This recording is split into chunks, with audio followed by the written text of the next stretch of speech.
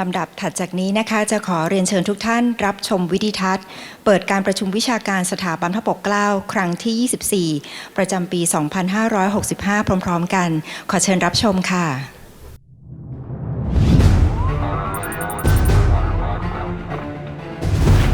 ที่ผ่านมาความเข้าใจต่อประเด็นของความมั่นคงมักจะเป็นเรื่องของภัยคุกคามที่ส่งผลกระทบต่อรัฐและอธิปไตยของรัฐในทางตรงซึ่งเป็นความมั่นคงในรูปแบบดั้งเดิมทว่านับตั้งแต่ยุคหลังสิ้นสุดสงครามเย็นเป็นต้นมาภัยคุกคามของรัฐได้แปลเปลี่ยนเป็นเรื่องของความท้าทายในการอยู่รอดการมีศักดิ์ศรีและความเป็นอยู่ที่ดีของประชาชนเกิดเป็นความมั่นคงใหม่ที่มีความเกี่ยวพันเชื่อมโยงกับความมั่นคงของมนุษย์ความมั่นคงทางสังคมตลอดจนสภาพแวดล้อมต่างๆโครงการพัฒนาแห่งสหประชาชาติได้เสนอองค์ประกอบความมั่นคงของมนุษย์ที่สำคัญ7ประการได้แก่ความมั่นคงทางเศรษฐกิจความมั่นคงทางอาหารความมั่นคงทางสุขภาพความมั่นคงทางสิ่งแวดล้อมความมั่นคงส่วนบุคคลความมั่นคงของชุมชนและความมั่นคงทางการเมืองดังนั้นความมั่นคงใหม่จึงหมายรวมถึงความมั่นคงของรัฐและความมั่นคงของมนุษย์ที่กำลังเผชิญหน้ากับความท้าทายหรือภัยคุกคามทางความมั่นคงแบบร่วมสมัยที่มีความหลากหลายและเปลี่ยนแปลงไปตามสภาพของกระแสสังคมและสภาพแวดล้อมในช่วงเวลาที่แตกต่างกันโดยสามารถแบ่งออกเป็น2ประเภทหลักได้แก่ความท้าทายทางธรรมชาติที่เกิดขึ้นตามธรรมชาติและยากที่จะควบคุมและความท้าทายทางสังคมที่เกิดขึ้นกับปัจเจกบุคคลและชุมชนซึ่งล้วนส่งผลต่อการเมืองการปกครองของสังคมนั้นๆการปกครองในระบอบประชาธิปไตยมีหลักการในการประกันและรับรองความเป็นอยู่ที่ดีของประชาชนและเป็นเครื่องมือสำคัญในการสร้างความมั่นคงให้เกิดขึ้น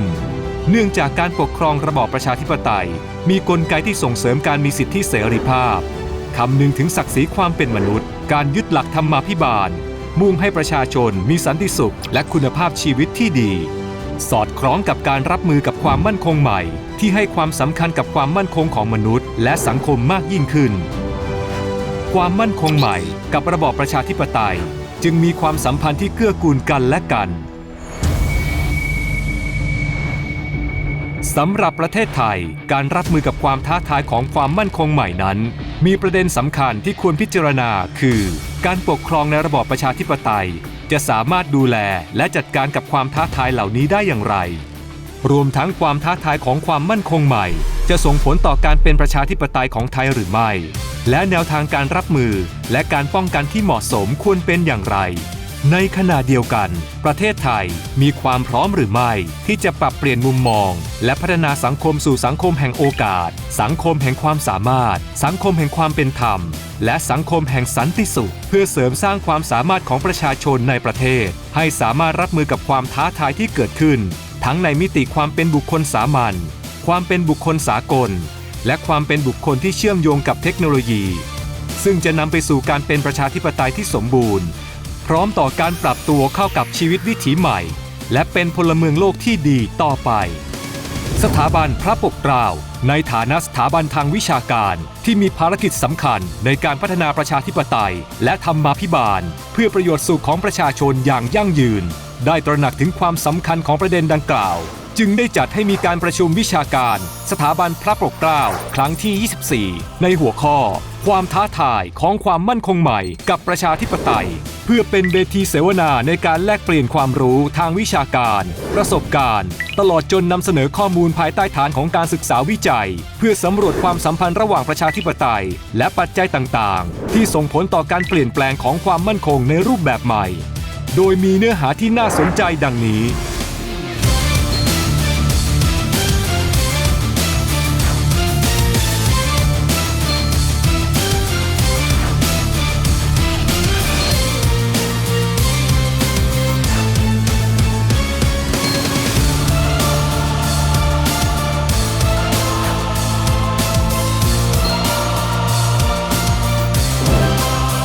และณบัดนี้ขอเชิญทุกท่านมาร่วมก้าวข้ามความท้าทายค้นหาความมั่นคงใหม่เพื่อร่วมกันนำพาประเทศไทยไปสู่สังคมประชาธิปไตยที่มีสันติสุขอย่างยั่งยืน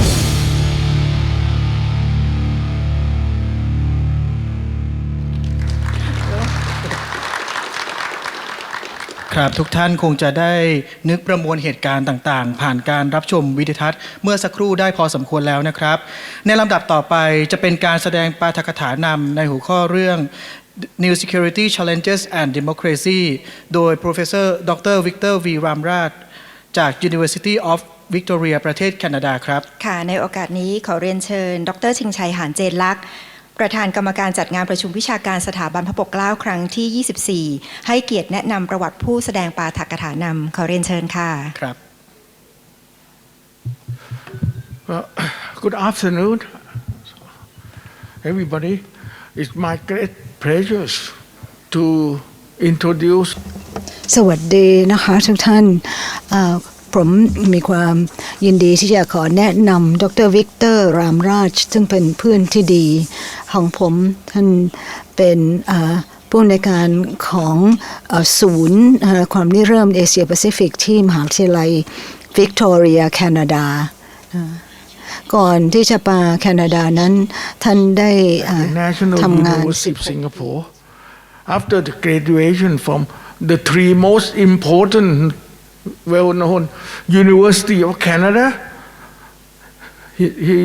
I think he studied all three: University of Toronto, McGill, and Queen. So they know where you can do better. You got all three university, 3-in-1. Sorry. And he got his PhD from McGill University, and after that, he served for 16 years and at the National University of Singapore. Well, he asked me to keep it short, so I won't go on and on, because if I go on and on with his qualification, it may take the whole afternoon. So may I now give you Professor Dr. Victor Ramraj, please.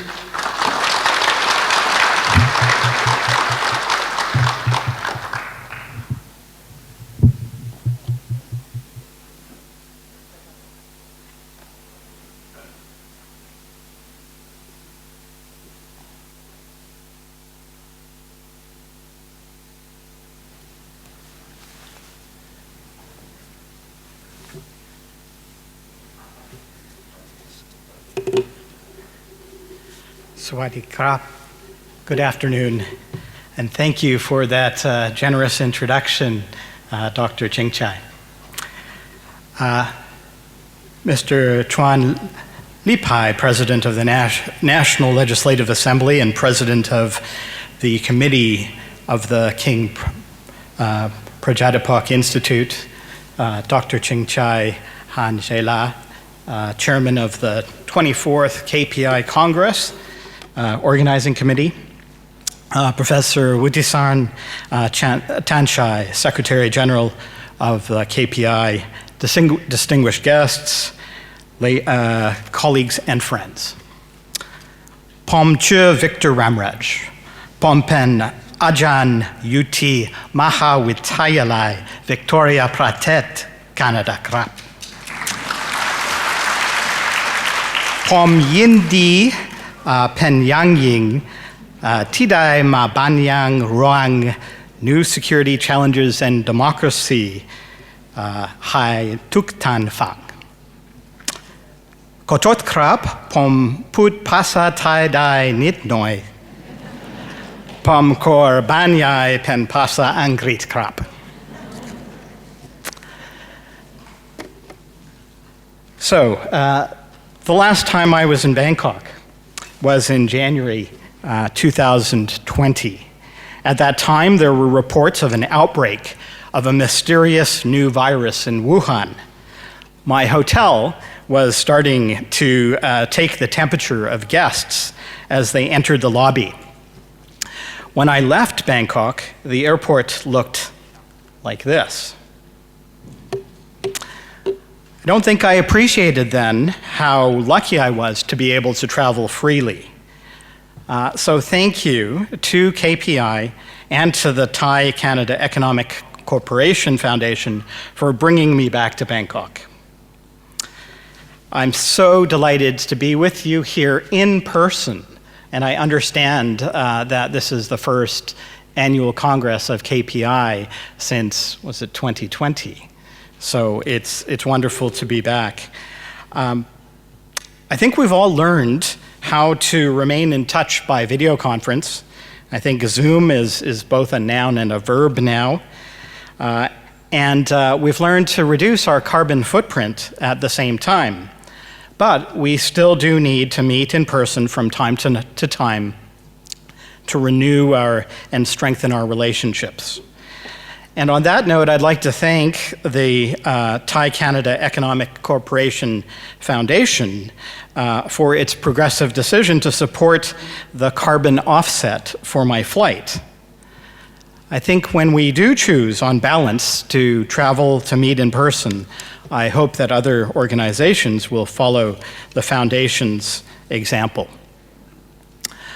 For my part, as director of CAPI, the Center for Asia-Pacific Initiatives at the University of Victoria, it's been a pleasure to work with KPI over the years on conferences and other events in Canada and Thailand, as well as online workshops. You might recognize some of the characters in this photo.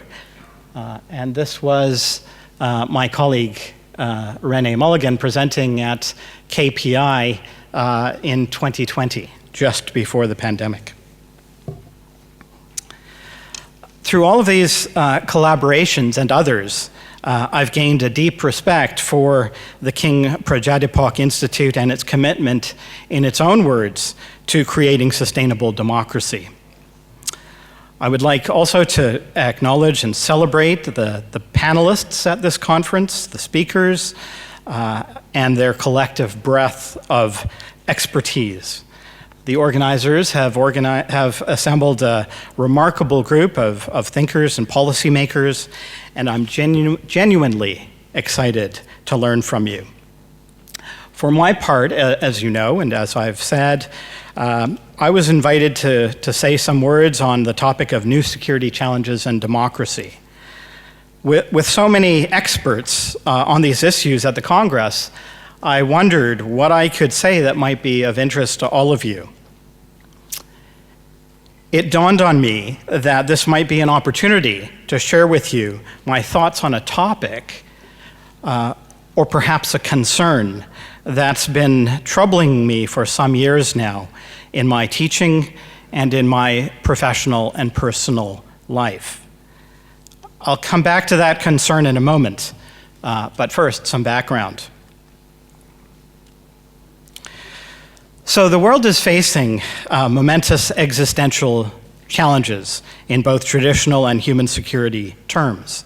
The organizers of this year's Congress have identified 5 critical issues relating to democracy that demand our attention. You've seen them in the video, but I will just remind you. Advanced technological challenges, geopolitical rivalry, societal security, environmental security, and globalization and economic disruption. These are surely among the most urgent and compelling problems of our time. We're also, unfortunately, facing a paralysis in responding effectively to these challenges. Democratic, good governance, and multilateral norms are eroding, making it ever more difficult to find solutions to global problems. For my part, I'm going to focus on 3 specific challenges that have security implications: the COVID-19 pandemic, the climate crisis, and international conflict. I don't propose to have a magic bullet or magic solution to these problems. The solutions are inevitably complex. Some colleagues, some of you here, might choose to focus on the importance of returning to multilateralism. Others might focus on strengthening the rule of law, yet others on accountability. And there's merit in all of these ideas. For my part, the overall goal of my lecture is to draw your attention to the concern I alluded to earlier. My concern is that across many societies and cultures, at workplaces, in family situations, in many parts of the world,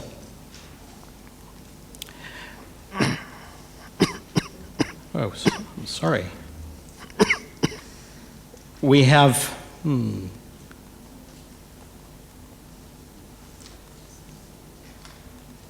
there we go, sorry. We have lost the art of constructive disagreement. I suspect there are multiple causes for this loss. The fragmentation of social media, profound economic inequality within and among countries, and perhaps the political zeitgeist of our times. Whatever the case, in my view, any lasting solution to the problems we face requires open, effective, and constructive disagreement, and the willingness to seek common ground even in the face of that disagreement. I suggest to you that an ethos of constructive disagreement is also at the heart of democratic governance. And it's the essence of a cosmopolitan worldview, one that we need today more than ever. So to advance my inquiry, I'll set out to answer 3 questions, and I'm going to pay a little bit more attention to my slides now.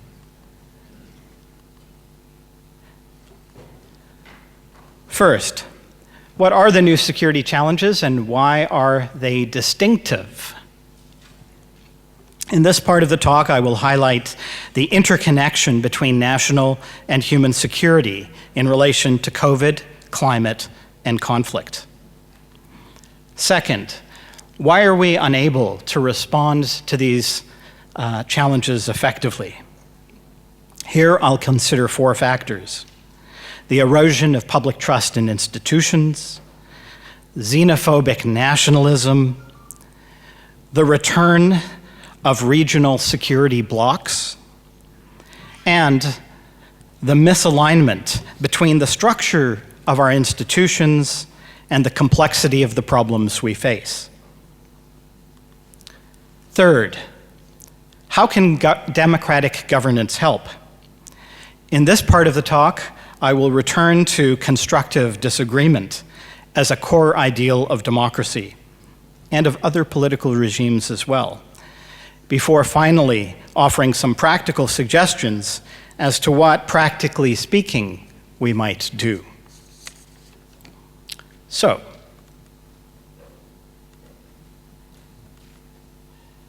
what are the new security challenges and why are they distinctive? We are fortunate to have with us at this conference one of the world experts on national security, non-traditional security, and human security, Dr. Meli Caballero-Anthony. Dr. Caballero-Anthony defines national security in her work as state-centric and military-oriented, with an emphasis on state and territorial integrity. In contrast, human security, as you've also heard in the video, but in Dr. Caballero-Anthony's words, focuses on the survival and well-being of peoples and states that arise primarily out of non-military sources, such as climate change, resource scarcity, infectious diseases, natural disasters, irregular migration, food shortages, people smuggling, drug trafficking, and transnational crime. There's the citation. Although it is important conceptually and analytically to understand the difference between the two, the interconnection is evident both in theory and in lived experience. The complex relationship and interplay between the two kinds of security is, I suggest to you, a distinctive feature of the complex and some would say wicked problems of our times. Consider first the COVID-19 pandemic. With 6.6 million confirmed deaths worldwide, epidemiological estimates put the actual numbers much higher. The pandemic has shown us how tight the link is between public health and national security. In many states, the pandemic has weakened the ability of governments to perform their critical tasks, giving rise to traditional national security concerns as the state's resources have been shifted to deal with the pandemic. In my home country, Canada, for example, the healthcare system stretched beyond its capacity, and the military was deployed to deal with the crisis in nursing homes.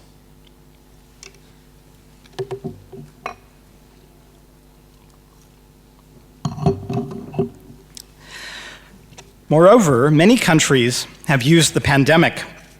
and its challenge to human security as a pretext to consolidate political power by enhancing their national security and emergency power regimes. Some countries have been less than transparent in the reasons behind their policies or have ignored scientific evidence, casting doubt on the rules they have imposed, in some cases amplifying political divides. And globally, the response has been fragmented and uncoordinated, often putting parochial, local, or national interests above global efforts and global public health justice. Consider the compelling conclusion of the Lancet Commission on lessons for the future from the COVID-19 pandemic. So the Lancet Commission is an interdisciplinary initiative encompassing the health sciences, business, finance, and public policy. And some of you would be aware that the Lancet is a leading medical journal. So the Lancet Commission concludes, the staggering death toll is both a profound tragedy and a massive global failure at multiple levels. Too many governments have failed to adhere to basic norms of institutional rationality and transparency. Too many people, often influenced by misinformation, have disrespected and protested against basic public health protections, and the world's major powers have failed to collaborate to control the pandemic. In the case of COVID-19 policy, the complexity of the national security, human security nexus is, I think, readily apparent. A second challenge that cuts across national and human security is the climate crisis. Consider what the latest report of the Intergovernmental Panel on Climate Change has said, which that report makes for a very sobering read indeed. The report speaks of widespread, pervasive impacts to ecosystems, people, settlements, and infrastructure that have resulted from observed increases in the frequency that have resulted in observed increases in the frequency and intensity of climate and weather extremes, including heat-related mortality, warm water coral bleaching and mortality, and increased drought-related tree mortality, and increases in areas burned by wildfires. We saw recently in some of these extreme weather consequences in China, in Nigeria, and Pakistan. The effects of climate change are also apparent in my home country of Canada, where the ability of forests to absorb heavy rainfall was undermined by forest fires in 2021, last year. I also, a few days ago,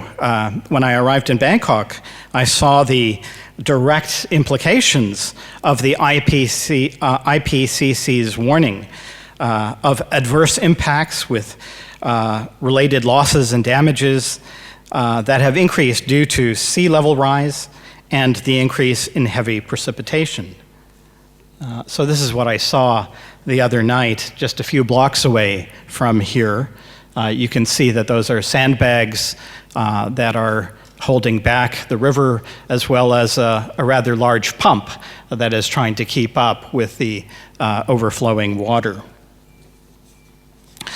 With all of these changes, for many countries, including many Pacific islands and low-lying deltaic regions, and I should just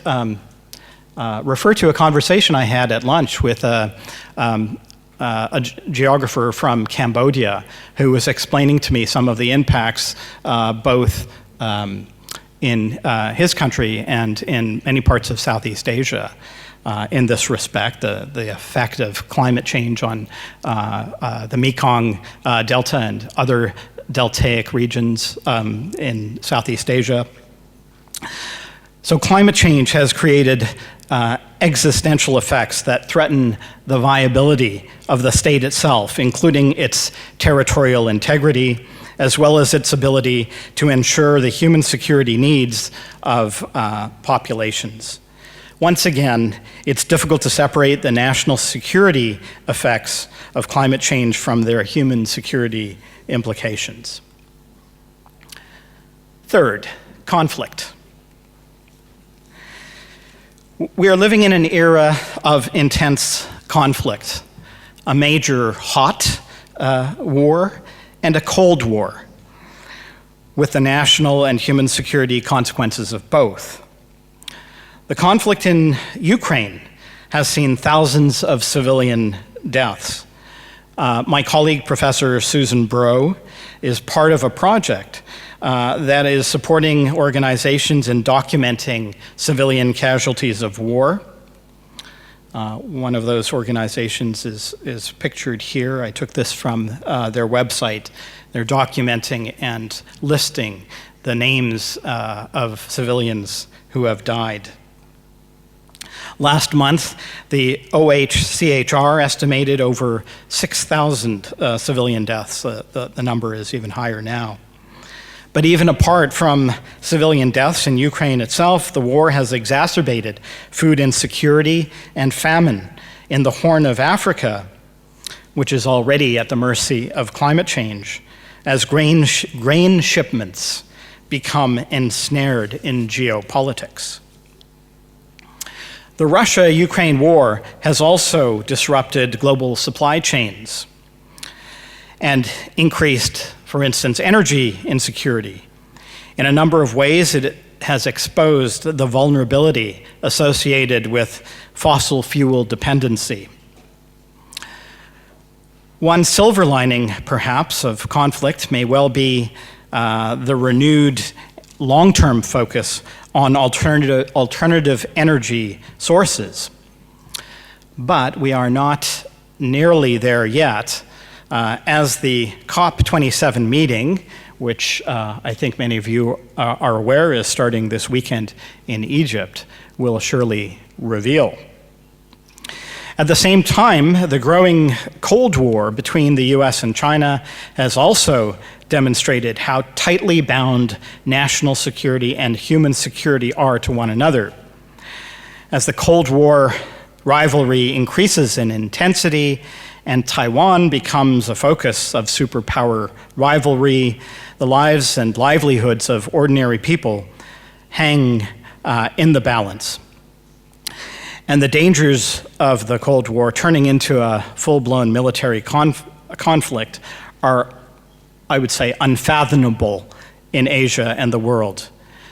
in what The Economist called the most dangerous place on Earth.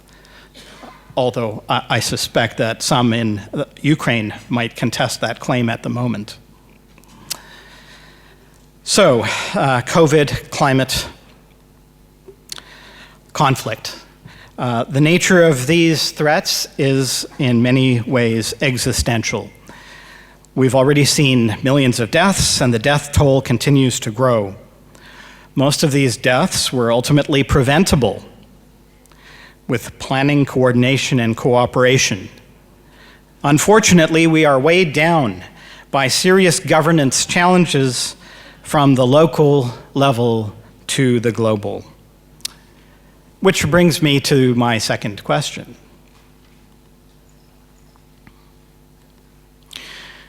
Why are we unable to respond to these challenges effectively? At least 4 difficulties present themselves. Let me remind you. The erosion of trust in public institutions, nationalism and xenophobia, the hardening of regional security blocs, and the misalignment of problems with multi-level governance solutions. So let's take a look at each of these. The erosion of public trust in institutions started well before the pandemic, but the decline has been amplified by the pandemic, seemingly in many democratic and authoritarian-leaning countries. Examples of declining institutional trust are numerous. The January 6, 2001 unrest in Washington, D.C., the so-called Freedom Convoy protests in Ottawa, in my own country earlier this year, as well as similar protests in New Zealand, the farmer protests in India, and the growing unhappiness expressed perhaps in other ways with China's zero COVID policy. I will leave it to my Thai colleagues to speak to these issues in the Thai context. Second, alongside the erosion of trust, we find a rise in nationalism and xenophobia. Consider the rise of right-wing and ethno-nationalist parties and politics in the United States, in Europe, in Asia, which is a disturbing political counterpart to the trade protectionist sentiments in many parts of the world. Consider also the provocative language of friend-shoring. Don't know if you've heard this term. That implies that some trade partners are enemies.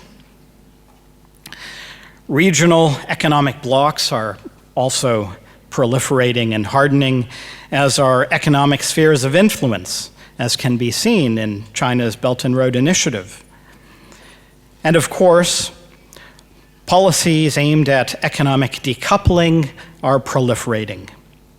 In Canada, as elsewhere, it is affecting universities as governments impose constraints on research partnerships in the name of national security, making it increasingly difficult for institutions to partner with researchers in particular countries, especially on applied scientific and technological research relating to what's sometimes called dual-use technologies, that is, technologies with potential military applications. Although it's hard to imagine technology that doesn't have military applications, which is part of the problem. On top of the nationalism and economic decoupling, we find a growing shift away from multilateralism and a hardening of regional security blocs, from the Quadrilateral Security Dialogue, or the Quad, to AUKUS on the one hand, and a growing Russia-China alliance on the other. Meanwhile, tensions among the P5 in the Security Council, compounded by the Russia-Ukraine war, make it nearly impossible to make progress in easing tensions. As security blocs solidify, many other countries are increasingly pressured to choose sides or are striving to strike a very difficult balance. Finally, whether in relation to COVID, climate, or the consequences of conflict, there is a growing misalignment between complex global problems and the structure of the institutions that are supposed to provide solutions. We see this concern reflected in the damning assessment of the Lancet Commission that I referred to earlier, or the constant warnings of the IPCC, the Intergovernmental Panel on Climate Change, and the ripple effects of conflict across multiple domains, from food and energy security to social and economic security. So, how can democratic governance help? And what does constructive disagreement have to do with it? Since we are here today to consider the relationship between security and democracy, I propose to take us back to the basics. What can we learn from the ideal of democratic governance for a world beset by multiple crises? Let me clarify that I'm not going to spend much time on the procedural or rule of law aspects of democracy, as important as they are. Democracy requires stalwart public institutions, including independent electoral and judicial bodies, and we all know from looking around the world, at the world around us, that these institutions cannot be taken for granted. That said, the focus in my lecture is on what is often called the pluralist aspects of democracy. In essence,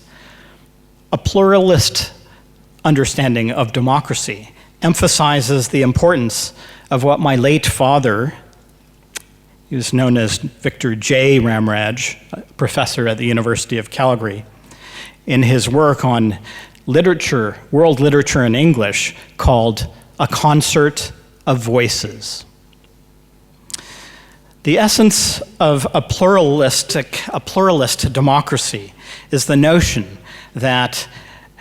difference and healthy disagreement are at the core of democracy,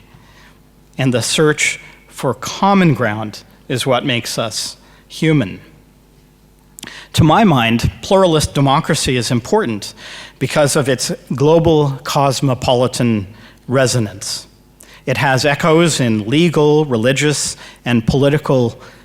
traditions of harmony, coexistence, and respect for difference. Many of those traditions, as this audience would know, have deep roots in Southeast Asia. Pluralism is a measure of how open or closed we are as individuals, communities, or nations to other worldviews, how open we are to disagreement and difference. I appreciate that in drawing on these cosmopolitan ideals, I might be seen as rejecting outright all authoritarian-leaning institutions, undermining my own goal of respecting difference. That might be a fair point. But we need to get away from the democratic authoritarian binary and consider how even authoritarian institutions can and do benefit from disagreement. I'll return to this point later, but let me highlight 3 propositions that undermine the importance of disagreement to governance. First, effective institutional decision-making makes room for a diversity of views, including contrary views. So I'm a lawyer, and in the common law legal world and beyond, consultation of stakeholders, of those affected by a regulatory decision, is a key principle of administrative law. In February 2020, as I mentioned earlier, my colleague Renee Mulligan spoke to KPI about the importance of public consultation in legislative drafting in the province of British Columbia, Canada. And I know and learned at that KPI meeting that these principles are important in Thailand too. What I want to emphasize here is not merely participation, however, but the need for proactive engagement with different voices, a range of different voices, a point that my colleague also stressed in her talk. Sometimes an open invitation to participate is not always taken up, so lawmakers and policymakers need to actively seek out contrary views. The same principle applies to international and transnational organizations. In my own work on transnational regulation, it is clear that the most successful non-state transnational regulators, particularly those based in the global north, are those that deliberately seek significant and not just token representation and input from the global south, all corners of it.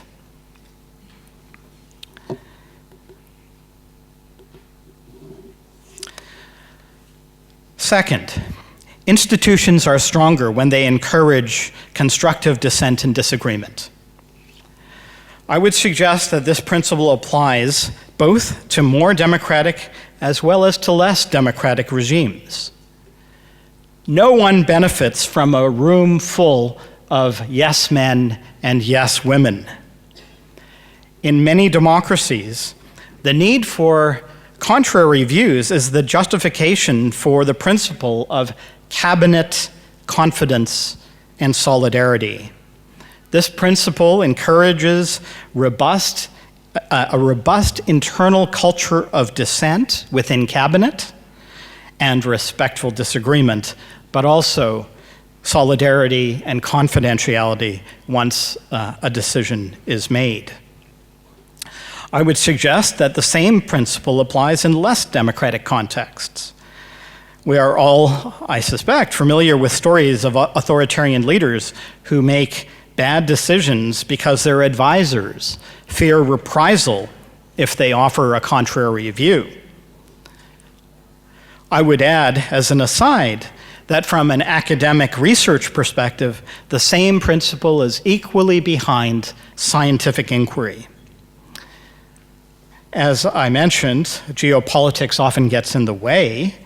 I refer to national security research guidelines in Canada and elsewhere.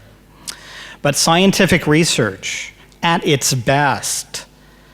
continues to be guided by the open sharing and testing, robust and rigorous testing of ideas.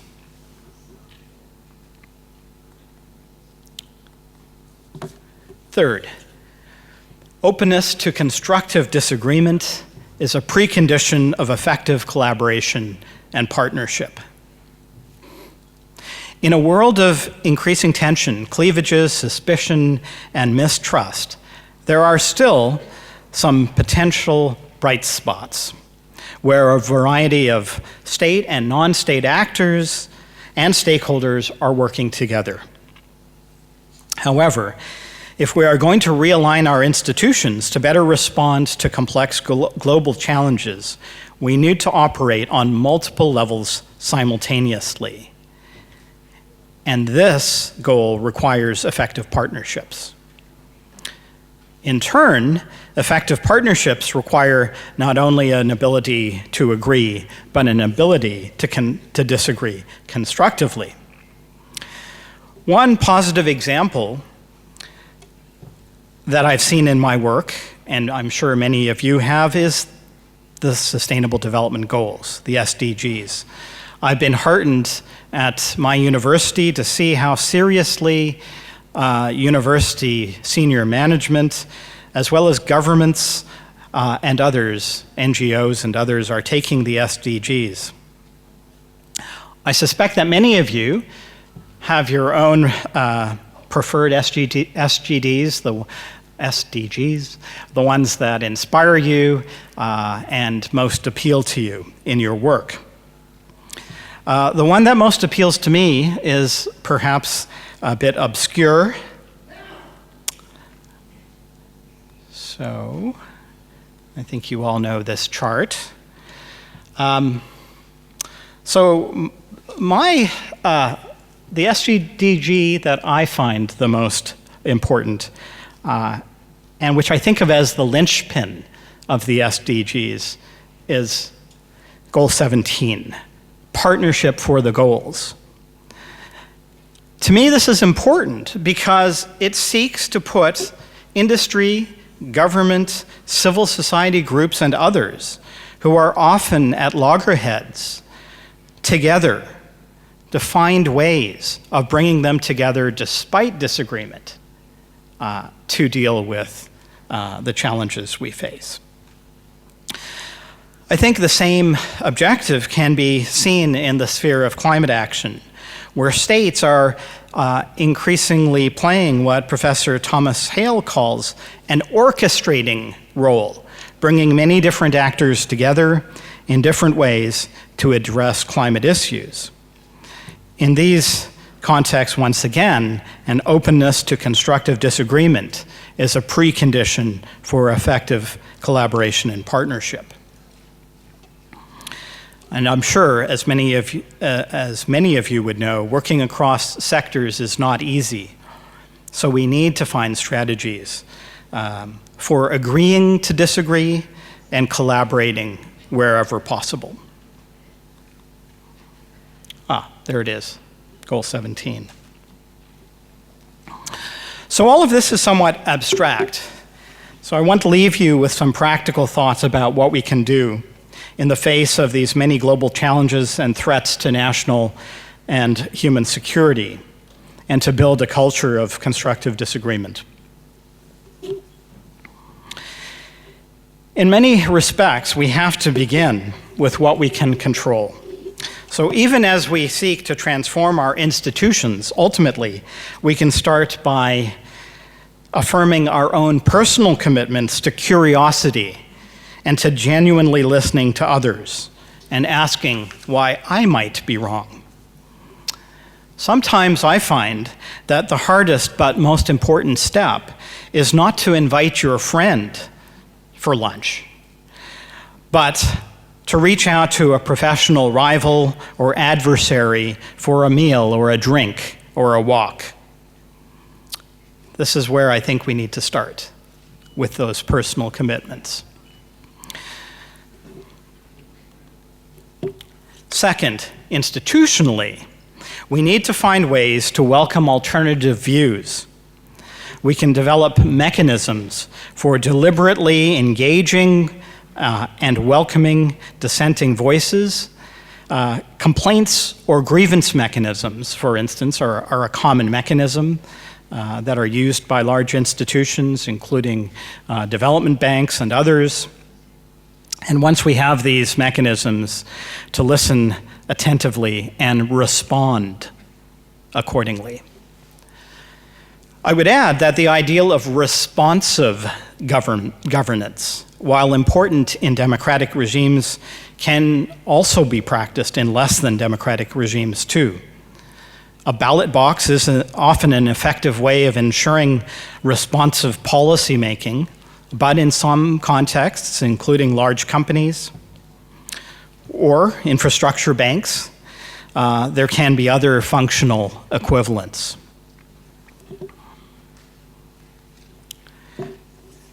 Third, in institutional contexts, we should also be cautious not to be trapped into bivalent thinking, but to recognize and facilitate multivalent approaches to problem solving. My friend and colleague at the University of California, Irvine, Professor Carrie Menkel-Meadow, once suggested to me that it's important to frame debates with at least 3 viewpoints to encourage us to think more creatively about problem solving and dispute resolution. For those of us trained legally in the adversarial legal system, this is sometimes difficult to do. We think of plaintiffs and defendants. We think of 2 parties. And so it's important to think beyond that adversarial and bivalent approach. We can also implement training in workplaces, villages, municipalities, and classrooms on how to disagree with one another constructively. In an age of polarized politics, this is a tall order. However, I think KPI's courses on conflict transformation are one example of a positive step in this direction. In my own teaching, I highlight to my law students one of the basic lessons of advocacy. Conceding the strength of your adversary's views strengthens your own credibility as an advocate. So even pragmatically in the adversarial system, it's important to know why others disagree and to appreciate the force of their arguments. My last point is this. I have been coming to Thailand for some 36 years. My first visit was after graduation from high school in, shall I say, 1986. In the years since, I've taken a deeper and deeper interest in history, including ancient history, although I should hasten to add that I am no expert. But I've come to see Thailand of the past, and also Bangkok of today, especially as a crossroads of the world, a meeting place, a kaleidoscope of diversity, a complex cosmopolitan society. This United Nations Conference Center speaks to Thailand's continued place at the crossroads of the world. My own worldview has been shaped by my many visits and my appreciation of Thailand's rich and interwoven history. There is much that we can all learn from complex cosmopolitan societies. And I take my hat off to the organizers of this Congress for putting this 24th annual conference together. I have to say that I'm sorry that I missed the first 23. Let me end with a story. On the 12th of September, 1931, King Prajadipok visited the city where I live, Victoria, Canada, what today we also recognize as the traditional and unceded territories of the Songhees and Esquimalt peoples. He planted an oak tree in an area known as Mayor's Grove in Beacon Hill Park. This is 1931. The following year, 1932, as you all know, he acceded to the will of the people and assented to Thailand's first modern constitution. 2 weeks ago, I had the opportunity to visit the oak tree that he planted. This is the marker of the king's tree. As you can see from this next photo, the king's legacy is stunning in its autumn colors. Whenever I see this tree again, I will be reminded of my time here at KPI and of this Congress, and of the king's legacy here in Thailand. I look forward very much to our deliberations and our disagreements at this conference. Khop kun krap. Thank you.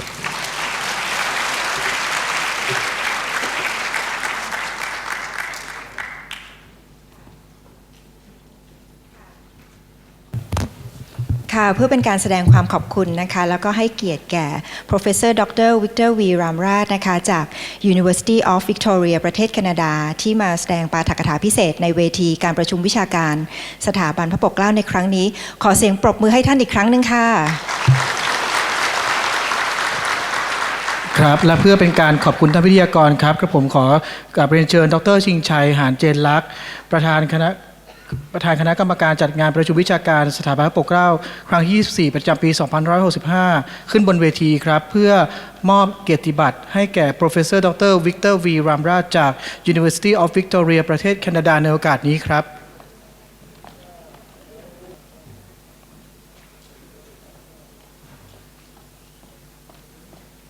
ครับขอเสียงปรบมือด้วยครับ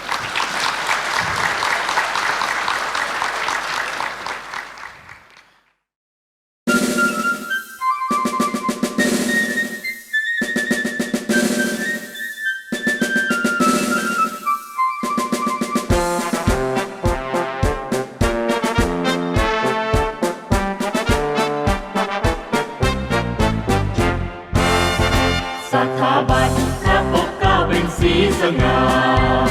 มุ่งพัฒนาเพื่อกูลประชาธิปไตยเพื่อสร้างสรรค์ให้การปกครองของไทยยั่งยืนยาวไกลสันติสุขสถาพร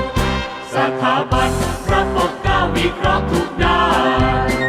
เชื่อมประสานสร้างความเข้าใจให้ทุกองค์กรอบรมวิจัยในทุกขั้นตอนจัดการสอนอย่างมีระบบทางวิชา